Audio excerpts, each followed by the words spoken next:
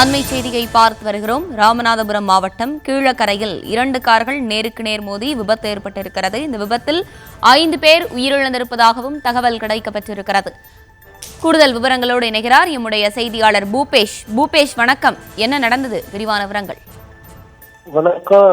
ஆந்திர மாநிலம் விசாகப்பட்டினத்தை சேர்ந்த ஐயப்ப பக்தர்கள் 5 பேர் ஒரு கார்ல ராமேஸ்வரம் நோக்கி தரிசனத்திற்காக சென்றிருக்கின்றனர். கீழக்கரையை அடுத்த கும்பிடு மதுரை விளக்கு என்னும் பகுதியில் அவர் கார் சென்று கொண்டிருந்த போது அதே பகுதியில் வேகமாக அவர்கள் காருக்கு பின்னால் வந்த கீழக்கரை நகர்மன்ற தலைவருடைய கார் மோதி இருக்கிறது. இதனால் நிலை தடுமாறி அந்த ஐயப்ப பக்தர்களுடைய கார் அப்பளம் போல நொறுங்கியது மட்டுமில்லாமல் எதிரே இருந்த மின் கம்பத்திலும் மோதி முழுவதுமாக சேதமடைந்தது. இந்த சம்பவத்தை அடுத்து இந்த ஐயப்ப பக்தர்கள் வந்த 4 பேர் சம்பவ இடத்திலேயே பரிதாபமாக பலியாகிருக்கிறார். 3 ஐயப்ப பக்தர்களும் அந்த கீழக்கரையை சேர்ந்த வாலிபர் ஒருவரும் என 4 பேர் சம்பவ இடத்திலேயே பலியாகிருக்கின்றனர்.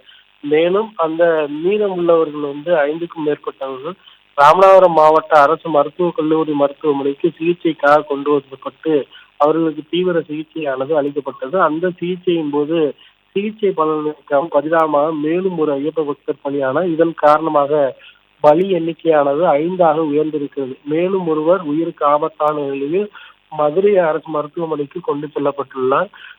ராமேஸ்வரம் பகுதிக்கு அந்த தரிசனத்திற்காக வந்த விசாகப்பட்டினத்தை சேர்ந்த ஐயப்ப பக்தர்களின் கார் மீது கீழக்கரை நகர்மன்ற தலைவருடைய கார் பின்னால் வேகமாக மோதியதில் 5 பேர் பலியான சம்பவம் குறித்து கீழக்கரை போலீசார் தொடர்ந்து விசாரணை மேற்கொண்டு வருகின்றனர். அதிகாலையில் நடைபெற்ற இந்த விபத்தானது பெரும் சோகத்தை ஏற்படுத்தி இருக்கிறது. அந்த உயிரிழந்த ஐயப்ப பக்தர்களின் உடலை வாங்குவதற்காக தனி விமானம் ஆந்திராவிலிருந்து அவர்களுடைய உறவினர்கள் வருவதாக தகவலான தெரிவிக்கப்பட்டுள்ளது. இந்த சம்பவம் குறித்து தொடர்ந்து போலீசார் விசாரித்து வருகின்றனர். கீழக்கரை அருகே 5 பேர் பலியான சம்பவமானது பெரும் சோகத்தையும் அதிர்ச்சியும் ஏற்படுத்தியுள்ளது. விவரங்களை வழங்கியமைக்கு நன்றி பூபேஷ்.